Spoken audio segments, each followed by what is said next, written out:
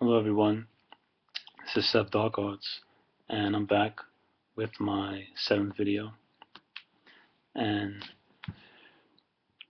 some interesting topics I want to get into today.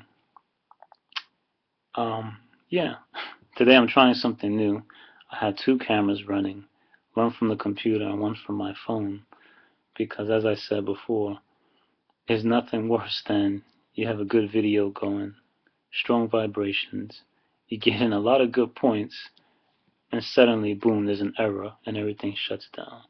So to try to be safe this time, I'm shooting two cameras just as a backup plan. And yes, today, on my, I believe this was on my 6th video, somebody wrote a comment that I would like to touch on. And the comment was, I'll just read it here. It says, this is from BillyBoy7465. And on my 6th video, I was speaking about what is death, the other side, and the experience when I was temporarily locked out of my body and I couldn't come back. And I also had a thank you. Thank you to everyone. Once again, thank you, whoever subscribes to me or posts comments. I appreciate all of you. Now, BillyBoy7465 wrote, great video. Thank you. Great video. I would like you or anyone else to quantify and substantiate on what is real. Meaning, is there any way that you can verify that what you experience on an astral trip is as real as this dimension, or is it just like an NDE, your death experience, where people are still debating if it's the result of an altered mind state? This is what, to me, would prove beyond doubt that there is no death. And he said, thank you for the video. Now, this topic goes a little deep. What is real? Man, that's like, we could debate on this forever. And we probably will. We probably will be debating on this forever. What exactly is real? What's not real? Yeah, well, good point, Billy Boy. This is really good. Good point. And all I can really say is, when you start getting into these subjects, I probably said it before, but if not, I'll say it again. You can't really bring in science or methods, physical reality methods that we use into these other realities and start trying to verify by those standards, because they don't correlate. They just don't match together. Because you're dealing with realms of reality that are completely outside of ours, and they follow their own rules of physics. Some follow no physics at all, and they're just completely different. But this is what I want to say on this comment. And I'm not speaking about you, Billy Boy, specifically. I'm just speaking in general. I noticed that a lot of people, and I think I said this before, when people say they don't believe, because I have debates all the time over here where I'm at. I have debates, and I'm very fortunate enough to be around, to come in contact sometimes with a few scientists, or people who call themselves scientists, and they're into that world. And, you know, there was a time that I used to get real heated and irritated and be really battling these people, trying to put out points.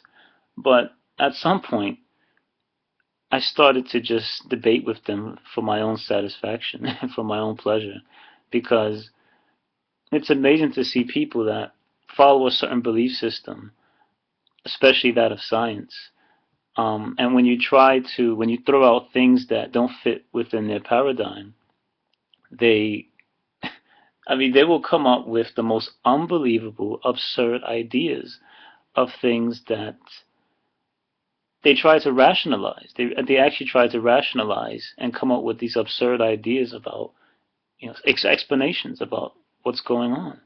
And if it doesn't fit within their paradigm, instead of just simply saying, I don't know, or we don't know, they'll just come up with something. They'll make something up on the spot. Anything but to deny your experience or someone else's experience. And as I said before, we can't let other people try to discredit our own experiences, because they will. There are many people out there that can't wait to tell you that you are crazy, you have a mental condition, an active imagination, so on and so forth. They just can't wait to tell you these things. And you know, this makes me laugh, because people I come into people all the time who say, always, I don't believe this. This is not real. And all I have to say to them is, all they're saying to me is, and I think I mentioned this in another video, what they're simply saying is, I don't believe this because some official authority has not told me that this is real. And that's what it all comes down to. They don't believe anything unless someone in a white lab jacket or someone on television or any so-called official authority tells them that this is real. Now, if we want to start debating on what's real, this is what makes me laugh. We believe in so many things that we will never be able to validate. I mean, not validate, I'm sorry, to verify. So many things we will never verify ourselves. Black holes, dark matter, dark energy. We take all these things on faith because science tells us these things. And the same with religion, saying don't leave out religion, please. That this God is here waiting for you, and Jesus and all these things. And I'm going to get back to Jesus and these stories in a minute, at some point. But yeah, they'll be quick to tell you this is the way it is, and we'll never be able to know about these things. I love to hear these scientists go on and on about black holes, and you see this is what a black hole is, and a star collapses in, and then it stretches back. They have all these explanations, but yet no one has ever been able to enter a black hole or even get close enough to a black hole. They'll tell us about planets that exist, Mars, and planets much deeper into space, which they haven't even been able to reach yet. Well, maybe they have. That's another video. But yes, they talk about planets that exist so far out into the deeper regions of space as we perceive it. And we're supposed to just believe this stuff because they're telling it to us. And it's like, well, why should we believe you? And people do believe this stuff. They say, well, a black hole, and they'll just parrot it back. They say, well, a black hole is this, and that, because, and it's like, well, wait a minute, how do you know that? And my favorite thing is people who love to quote scientists or people like Einstein. I'm not knocking Einstein. I'm not saying anything negative about Einstein. But people love to say they base all their theories on past great theories that have come and gone. And you hear people say, well, it would be impossible for time travel because nothing can go faster than the speed of light. How do you know that? and I'm not trying to make fun of anyone right now, but how do you know nothing can go faster than the speed of light? Perhaps there is. Thought can go fast.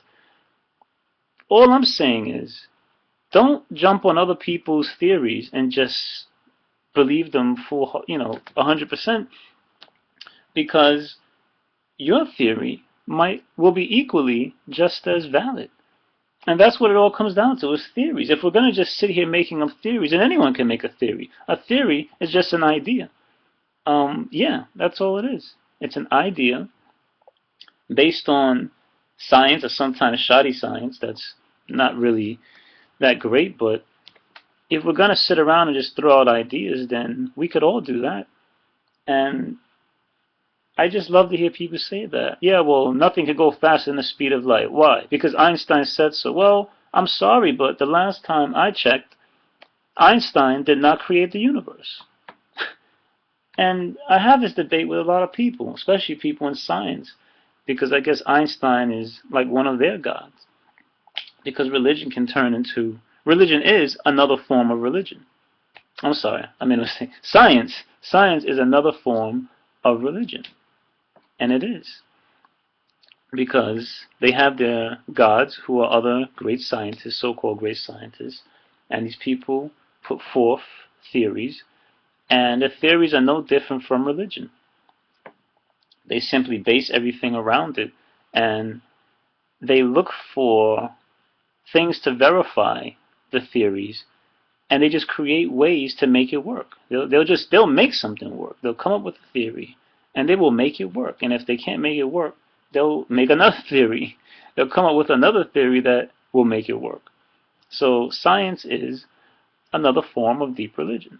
Yes, they can prove some things, and that's the only thing that science probably holds over these subjects, is the fact that they actually do come up with some actual physical evidence. And they say, well, this is our experiment, and this is what we have. What do you have? And they say that to people who have deep religious beliefs. And the reason they seem more valid is because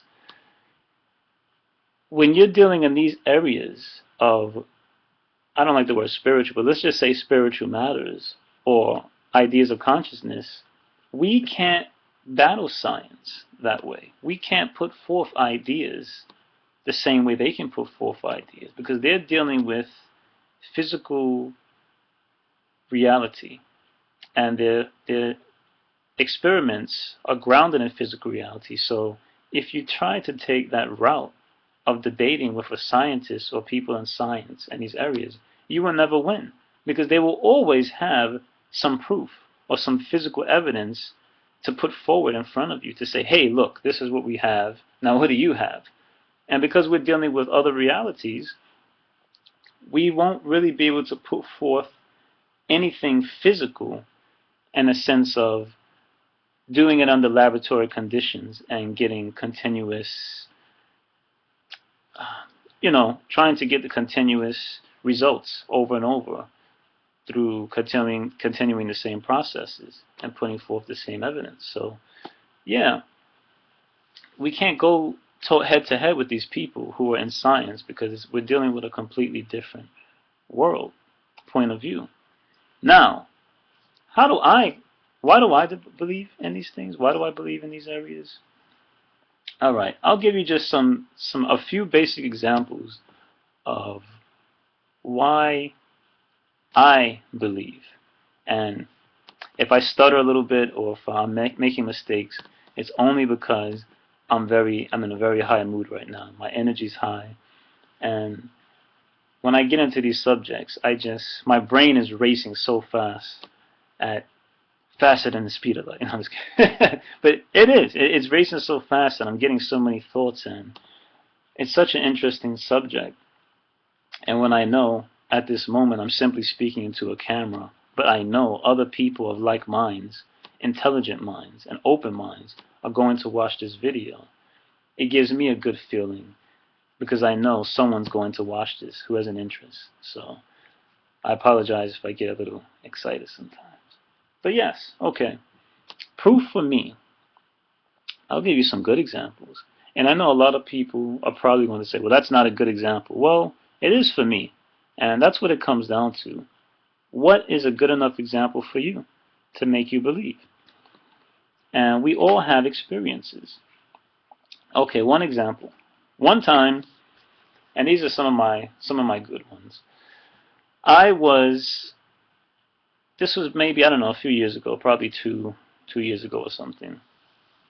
I was going very deep into my out-of-body experiences and lucid dream training and all this whole area. So I'll never forget, one morning I woke up and I had a powerful out-of-body experience / lucid dream, both.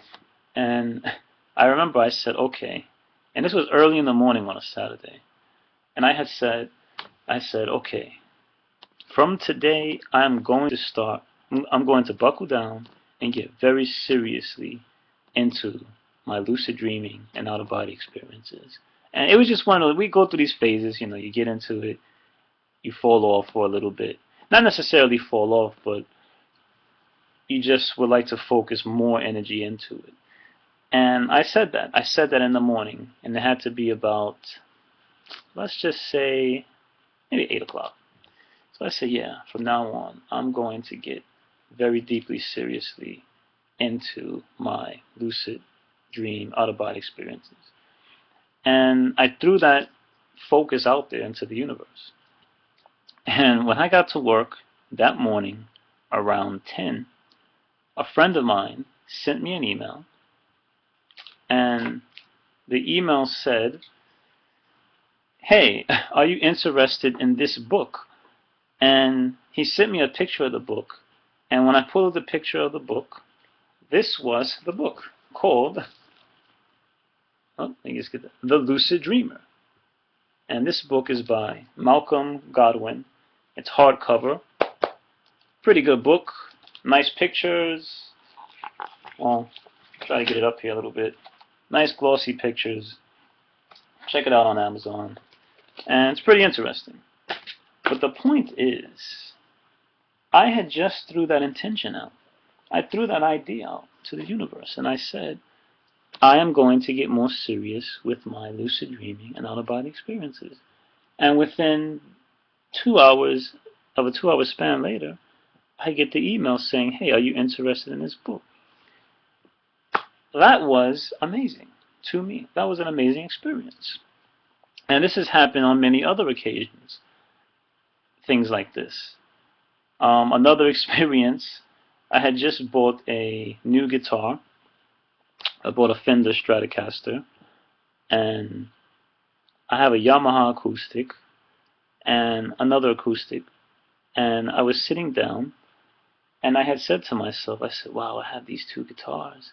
And this was very interesting because I said, I really would like to get an Ibanez guitar or another guitar to add to my collection. But I had specifically said, I thought about an Ibanez. I said, wow, I'd like to have an Ibanez guitar.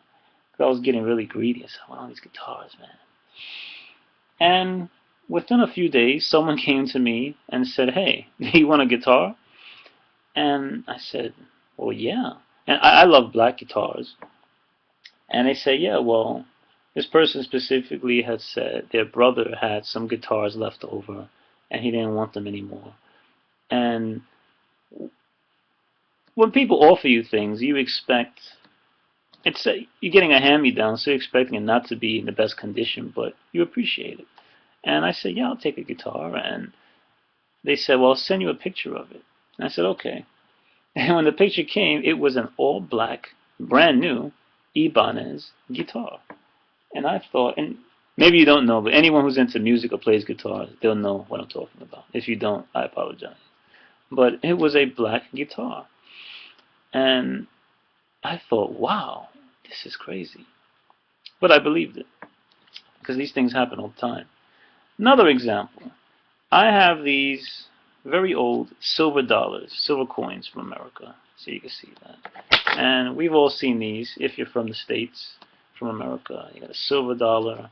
Yes, America used to make actual money, and get that in there, right? So I have 6 of these that I brought with me, well actually no, 5. I have 5, as you can see here, that I brought, 5 that I brought from America when I left. And during the week of my birthday, perhaps 2 years ago, I was thinking about these coins, and I said, yeah, I would really love to have another coin, another silver dollar.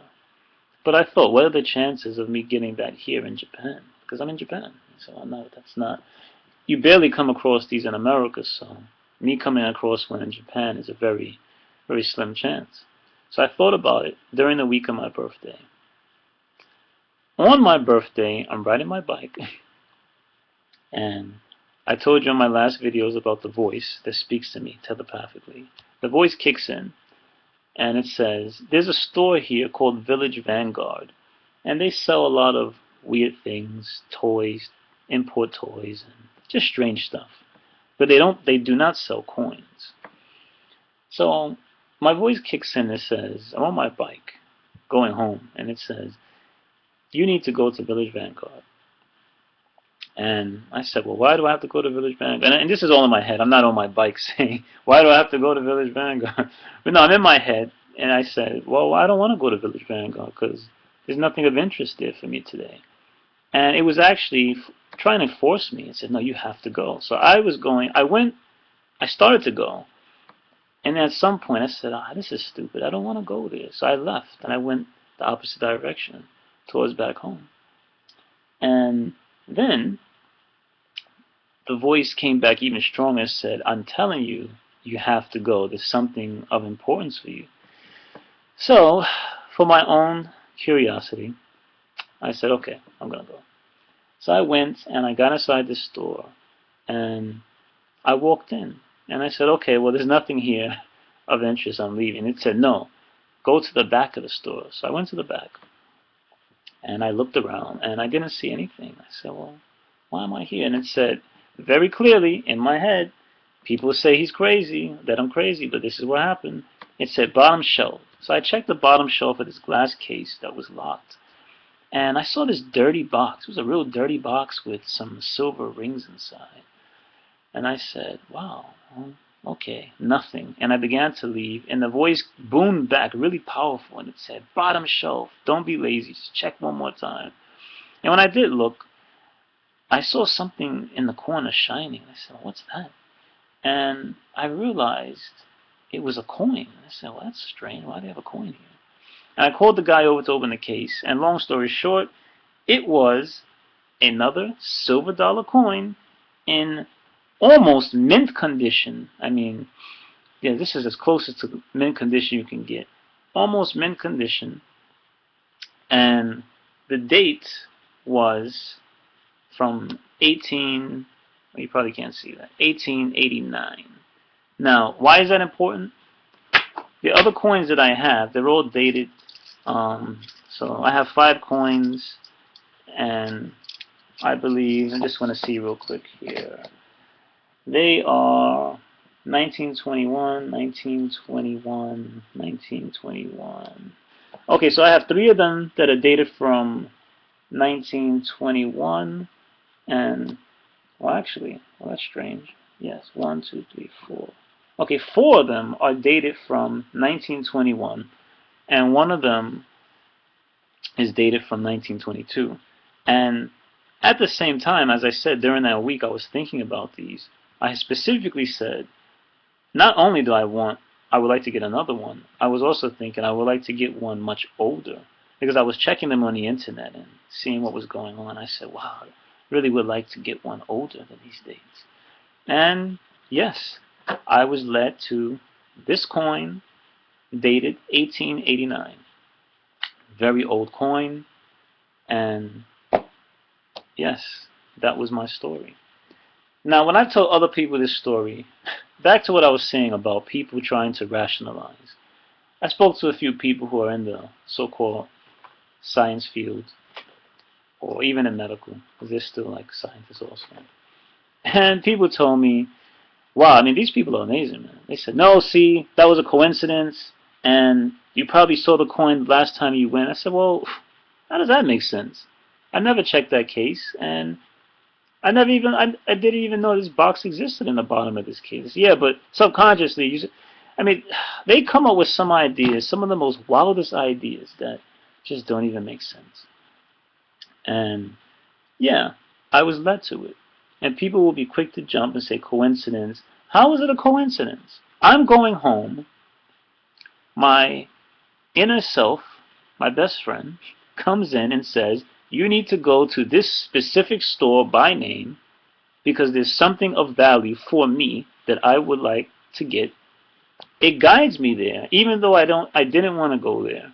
And when I get there, it tells me that exactly where to go and where to look. And let's be serious. How is that? And how is that a coincidence? If I was weak-minded, I would just say, yeah, you're right. Oh, okay, it was a coincidence. Great medical minds, great science minds. You said it was a coincidence. And I'll just discredit my own experience and listen to you because you're a great person who graduated from XYZ University. Please, let's be serious here, man. These things are real. And the longer people try to deny their own experiences, the longer it will take for you to advance yourself. Okay, some more experiences, more stories. Alright, many years ago, perhaps 3 years ago, I had this out-of-body experience where I met this tiger. And it was a talking tiger. This tiger was talking to me. And it had some little tiger cubs with it. And this tiger's name was Tora. And Tora means tiger in Japanese. So that's kind of funny. So he told me, he said, my name's Tora. And I said, well, that's interesting because Tora means tiger in Japanese. But I said, okay, cool. And this tiger was as real as usual, as real as any other tiger, except that it could talk. And I was 100% conscious and aware, all my faculties working in this reality. And he was basically telling me, we were talking about names. And he was talking about telling me about his culture and the different names and the meaning of names. And I said, okay, this is interesting. But in that experience, there was a person there trying to talk over us to prevent this conversation from happening. And I remember specifically, I got really angry. And this person, shut the hell up, man. I'm trying to get this information. And I came back to the body, and I never seen Tora ever again. 3 years later, which was this year, up to this year, I believe, I had another experience out of body. And in this experience, I was back in New York, and there's this famous zoo where I'm from called the Bronx Zoo. And in this reality I was in, I went to the zoo, which I believe to be the Bronx Zoo. It was slightly different. And I was lucid, I was aware, and I was walking. And I remember some people, there were some aggressive looking people, entities, whatever they were, trying to do something to me, and I had used my telekinesis to get rid of them. I disposed of these two people that had came at me for some reason. And after that, I noticed the zoo, and I said, wow, there's a zoo here, man, what's going on? And at the zoo, there was a giant cage. So I went to the cage, and I saw this tiger inside, and it was a big tiger. I mean, bigger than a usual tiger, a little bit bigger than a normal tiger. And for some reason, I had this urge, this feeling, to open the cage. So I unlocked the cage, and here's this giant tiger, and I thought, wow, this is deep, this is serious. And this tiger was slowly walking towards me, and really just looking at me with these eyes. And man, if I could just put out the image of what I was seeing, this was very real.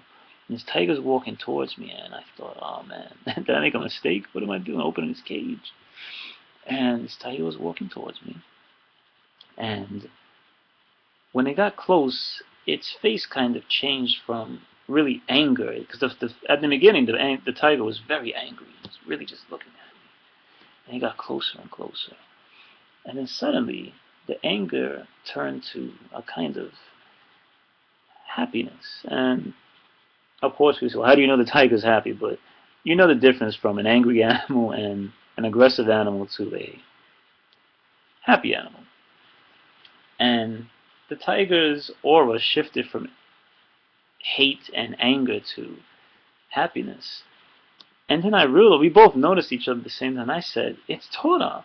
And the Tora seemed happy to see me too.